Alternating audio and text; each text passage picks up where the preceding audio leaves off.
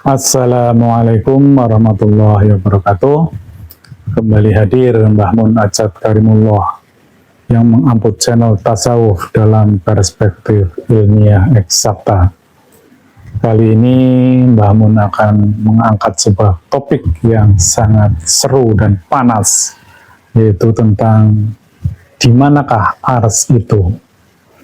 Konten ini sifatnya battle, yaitu di mana saya menemukan sebuah video YouTube yang isinya sebuah perdebatan tentang ars antara ulama-ulama masyhur saat ini, yaitu Ustadz Syafiq, kemudian Buya Aruzi, dan Gus Baha. Yang pada intinya, menurut Ustadz Syafiq, beliau mensitir surat Toha ayat kelima, bahwa Allah bersemayam di atas ars. Dan kemudian Buya Aruzi mensitir ayat terkait Tuhan lebih dekat dari urat leher. Bahkan beliau secara spesifik menegaskan ars adalah sesuatu yang mutasabihat, jadi haram untuk difikirkan. Dan lebih lanjut, menurut Gus Baha, yang pada intinya jangan memikirkan hal-hal yang jauh-jauh. Yang penting bagaimana amaliah kita sesuai dengan tuntutan Allah. Bahkan beliau menyebutkan Allah berada di dalam hati. Itu sesuatu yang patut dipertanyakan. Jadi berdasarkan hal tersebut dan mencermati dinamika yang berkembang, di YouTube ada beberapa penceramah nasional yang diolok-olok oleh sebuah unggahan video. Karena memang kalau kita mau jujur, materi yang disampaikan amat tidak memadai, tidak rasional. Oleh karenanya, dalam rangka untuk saling mengingatkan dan dalam rangka meningkatkan kualitas umat, karena ini sangat berbahaya ketika para tokoh yang banyak pengikutnya keliru atau tidak memadai pemahamannya. Ini sungguh sangat berbahaya. Bahkan kalau kita cermati, sekarang mulai ada gejala pertumbuhan agnostik, yaitu masyarakat yang tidak percaya atau tidak mau mengamalkan agama. Dia hanya sebatas percaya saja. Ini menjadi amat berbahaya. Agar lebih presisi pemahaman kita, baiklah saya sampaikan cuplikan video tersebut. Allah itu istawa, artinya berada di atas, tinggi. Ada orang yang mengatakan jangan tanya di mana Allah. Kenapa nggak tanya? Nabi SAW pernah bertanya. Masa kita nggak tahu di mana Allah? Kalau kita bicara antara hamba dengan Allah, yang ada bawah atau atas? Antum kalau ngelihat bumi ini di dalam galaksi, jemaah, apa ada timur, barat, selatan, utara? Ketika masuk ke galaksi Bima Sakti, ketika masuk ke yang lebih besar lagi, apakah masih ada arah tersebut? Yang ada cuma atas dan bawah. Maka kita kalau berdoa ngangkat tangan seperti ini,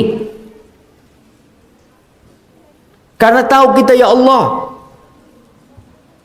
fitrah manusia kalau ditanya gimana urusannya, ya Allah, ana serahkan kepada yang di atas. Jika hambaku bertanya kepadaku di mana aku, gak usah jauh-jauh bilang di aras, di langit. Apa kata Allah? Qarib, aku sangat dekat.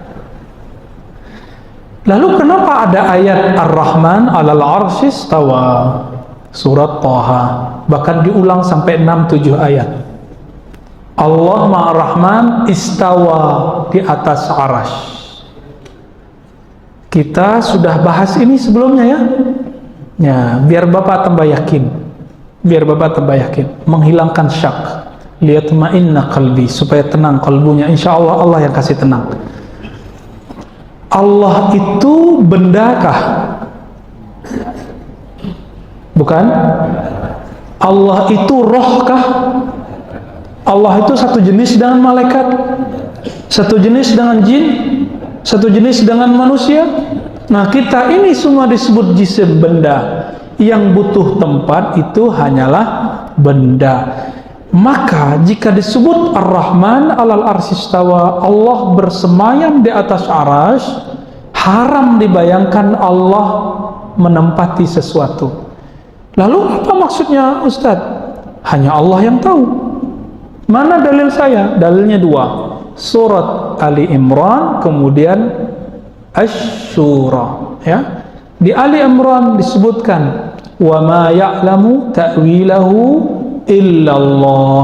Tidak tahu takwilnya, penjelasannya, kecuali hanya Allah. Ciri-ciri orang yang menyimpang akidahnya, meskipun menyebut dirinya ahli sunnah, coba-coba mendetailkan makna istawa, menyimpang langsung akidahnya. Di kolbunya ada zair, pikirannya seharusnya tidak memikirkan itu.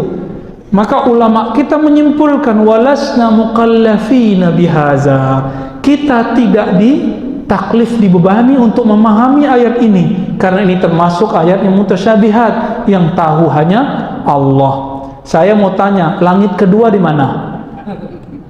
Jadi sekarang baru kepikiran, gara-gara anak-anak mulai ditaskek, ya, ada ngalami diragukan dalam beragama. Semua eling balik ning Quran hadis. Istilah resmine Allah itu, pokok istilah yang dhuwur. Kowe nak donga nggih menengadahkan tangan ke cara kowe di nasib piye-piye mbok sing dhuwur piye ra roh. Nang Jawa mbok sing ngecat lopo, malah pengiran kok ngecat barang malah repot men. Pokoknya sementing gue ngelafat lafat sing nunjukno takzim. Saya ulang lagi, sementing kamu mensifati Tuhan yang menunjukkan takzim. Ora sabuk mafhum, kalau Tuhan di atas berarti bertempat, kalau bertempat berarti butuh tempat, kalau butuh tempat berarti ora istighna, berarti ora qiyamuhu. Iku ora kowe tau ngaji, kamu iki bakas wong ora tau ngaji. Daripada kayak mulai Allah ada di mana-mana, terus cilik-cilik malah takut, banyak malah disimpul, waduh repot benar.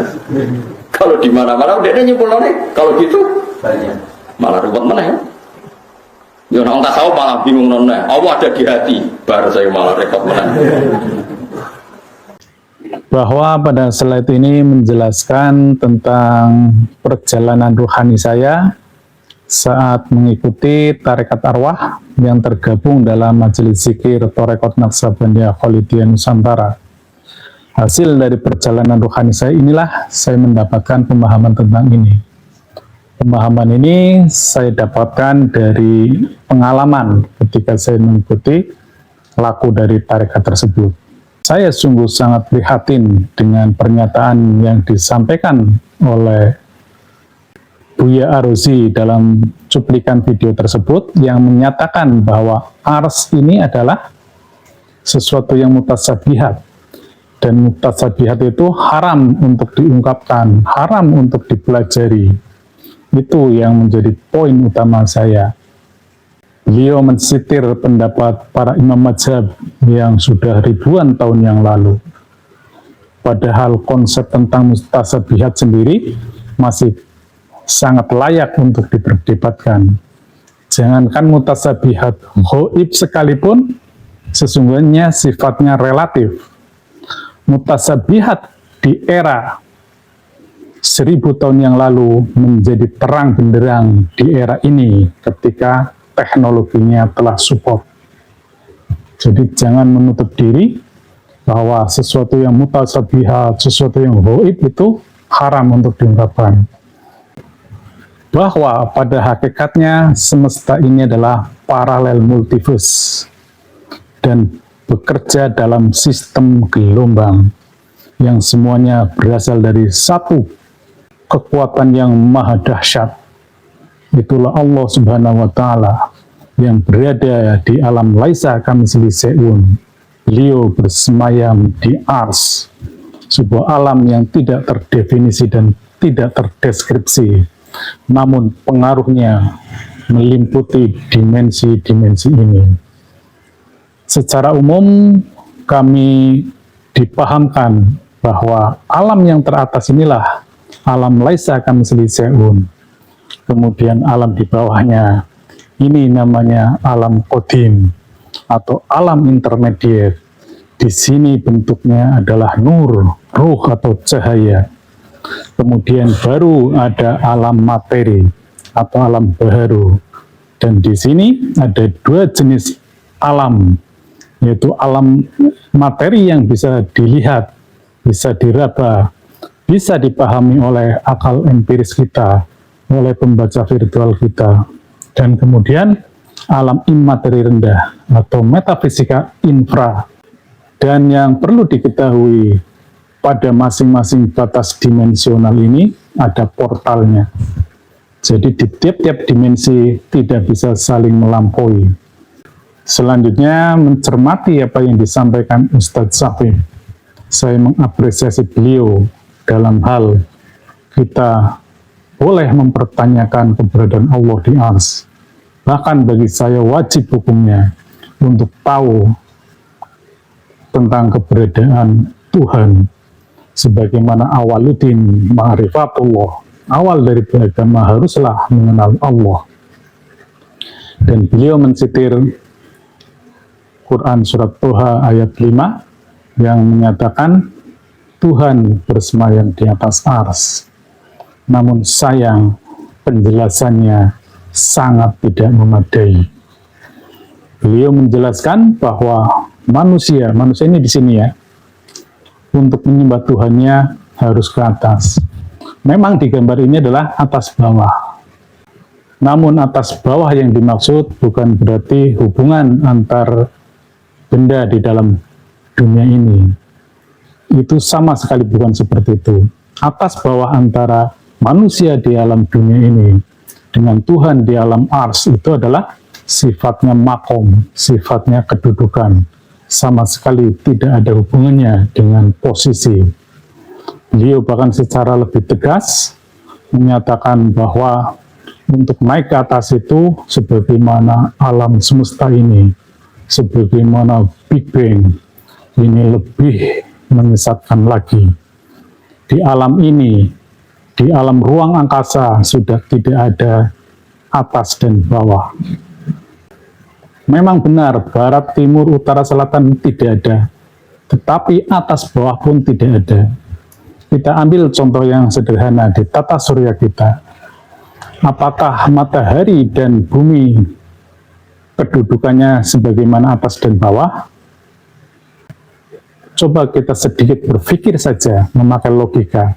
Kalau matahari dan bumi kedudukannya atas dan bawah, maka pada saat Isra Mi'raj itu terjadi di malam hari, berarti posisi bumi sedang ada di bawah.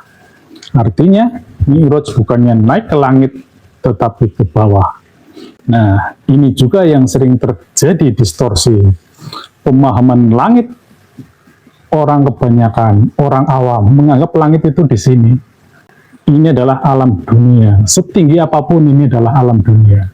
Di mana batas ini? Batas alam dunia adalah batas akal rasional.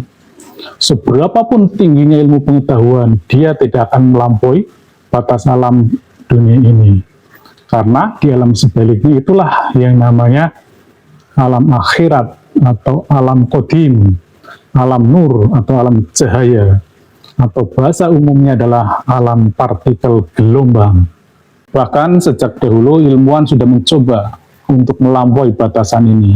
Kita mengenal proyek Einstein-Rosen, kemudian black hole yang pada intinya bagaimana menembus batas ruang, waktu, dan materi. Namun setelah kami mempelajari ini, seberapapun teknologinya, justru itulah batas alam ini. Semakin tinggi akal rasional kita, semakin tinggi iptek kita, maka batas ini pun akan makin melebar. Dulu ketika manusia belum disupport oleh teknologi yang canggih, maka batasan semesta ini hanya sebagaimana yang bisa dilihat. Namun begitu teknologi berkembang, maka batas alam dunia pun menjadi melebar. Kita mengenal Big Bang, padahal dulu hanya sebatas tata surya.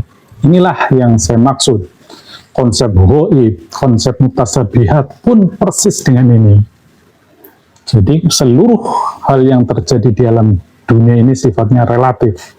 Dia akan berubah sepanjang masa. Sekali lagi, ini sangat memprihatinkan ketika manusia atau umat beragama tidak boleh memikirkan sesuatu yang sifatnya mutasabihat. Dan selanjutnya, saya juga cukup memprihatinkan juga apa yang disampaikan oleh Gus Baha. Beliau adalah tokoh sentral yang saat ini banyak sekali umat yang menjadi pengikutnya. Beliau mempertanyakan bahwa Tuhan tidak mungkin berada di dalam hati. Di slide ini kami akan menjelaskan bagaimana hubungan antara alam semesta raya dengan kondisi hati kita. Inilah tempat perjumpaan Allah. Sebagaimana hadis qudsi, bumi dan langit tak sanggup memuat zatku. Yang sanggup memuat zatku hanyalah hati hambaku yang mukmin, lembut dan tenang. Dan sesungguhnya gelombang semesta ini berputar ke arah ke dalam, sebagaimana kambing tumbuhan. Jadi kita mencoba melihat yang sebelumnya. Jadi yang ini sesungguhnya hubungannya bukan atas dan bawah, tetapi ini terbuka. Ini hanya untuk mempermudah kita bagaimana membedakan antar dimensi-dimensi alam tersebut. Tadi dijelaskan dalam hadis qudsi tersebut bahwa hati yang bisa memuat zatnya Tuhan adalah hati yang mukmin. Dan mukmin ternyata berada di alam ini. Mukmin adalah orang beriman. Dan seluruh rukun iman itu ada di alam ini, bukan ada di alam dunia ini. Manusia tidak mungkin beriman berdasarkan materi, berdasarkan syariat yang melekat pada alam materi ini.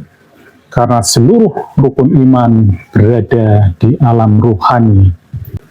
Bahkan iman kepada Allah berada di alam Maha Qadim, laisa kamitslihi syai'un. Dan iman kepada malaikat ada di alam ruhani. Demikian juga kepada kalamullah, kepada Rasul, kepada hari akhir, qadar dan qadar, itu semuanya ada di alam ini. Termasuk akhirat itu ada di sini. Sebagaimana ketika Nabi bermi'raj melewati tangga-tangga ini. Inilah posisi mi'raj seperti ini kalau digambarkan. Semua kejadian ini berada di alam ruhani, tidak mungkin berada di alam dunia ini. Jadi syariat fisik tidak mungkin dia bisa mencapai titik ini. Dan hanya ruh, non-kausalitas materi, non-kausalitas ruang dan waktu yang bisa menembus alam ini. Itulah pentingnya bertarekat, bagaimana ruh kita bisa diperjalankan dalam ini. Syarat kedua adalah hati yang lembut. Hati yang lembut ini sejalan dengan nafsul mutmainah. Saya kira antum lebih paham yang menjelaskan ini. Dan yang terakhir adalah hati yang tenang. Hati yang tenang dalam perspektif tasawuf arwah adalah jiwa dalam posisi gelombang delta, yaitu pada frekuensi sekitar 3 atau 4 Hz. Saya kira silakan dibaca bukunya. Berdasarkan hal tersebut, maka dapat dengan mudah disimpulkan bahwa ars yang jauh tinggi di atas ternyata sama dengan jiwa seorang mukmin yang lembut dan tenang. Namun sekali lagi kami sampaikan, jiwa mukmin adalah seseorang yang ruhaninya telah teraktivasi, yang kesadaran dirinya sudah berada dalam kesadaran ruhani. Dan di sini berlaku hukum metafisika adalah fisika di alam meta. Sesungguhnya adalah sama saja. maka alam makrokosmos sama dengan alam mikrokosmos. Dan kita mengenal prinsip kerja lensa, objek yang nyata sama dengan bayangan yang terbalik, sehingga secara mudah dapat saya gambarkan seperti ini. Ini adalah alam makrokosmos yang sangat luas, sebagaimana kita tahu bersama, alam Big Bang sampai dengan alam dunia ini, bahkan sampai dengan alam jasad renik, alam mikroba dan sebagainya. Dan ternyata alam tersebut itu bisa dipantulkan melalui cermin jiwa ke dalam diri manusia. Inilah alam jiwa atau alam mikrokosmos. Sehingga Mi'raj pada hakikatnya adalah naiknya kesadaran rohani ke dalam diri kita, ke dalam alam mikrokosmos kita. Disinilah sampai ke dalam titik lenyap. Inilah ars. Inilah ars. Kebalikan dari alam makrokosmos itulah alam mikrokosmos. Oleh karenanya, tidak ada cara lain dan tidak ada jalan lain untuk bertemu kepada Allah di ars ini. Kita harus paham di mana frekuensi dan gelombang ilahi. Karena hanya itulah satu-satunya cara dan satu-satunya jalan. Jadi sekali lagi saya sampaikan secara pribadi, saya mohon maaf kepada Ustadz Syafiq, kepada Buya Arozi, kepada Gus Baha. Namun dalam perspektif meluruskan distorsi-distorsi pemahaman dalam agama, bagi saya adalah kewajiban, karena ini sangat berbahaya ketika generasi-generasi berikutnya terdowngrade oleh informasi-informasi yang dibawakan oleh penceramah-penceramah yang menjadi idolanya. Oleh karenanya, mari kita berbenah diri untuk terus meningkatkan kapasitas kita. Jangan pernah berhenti untuk belajar, dan belajar. Kepada siapapun kita belajar. Jangan melihat orangnya, tetapi melihat ilmunya. Pemirsa dimanapun berada, demikian yang saya sampaikan. Sekali lagi secara pribadi, saya mohon maaf kepada Ustadz Syafiq, Buya Arozi, dan Gus Baha. Saya akhiri dengan maqalah Mbah Mun Ajat. Apapun yang Anda pahami tentang Tuhan, pastilah benar jika berada pada dimensinya. Sebaliknya, apapun yang Anda pahami tentang Tuhan, pastilah salah jika tidak berada pada dimensinya. Billahi anta maksudi, warito kamadlubi. Wassalamualaikum warahmatullahi wabarakatuh.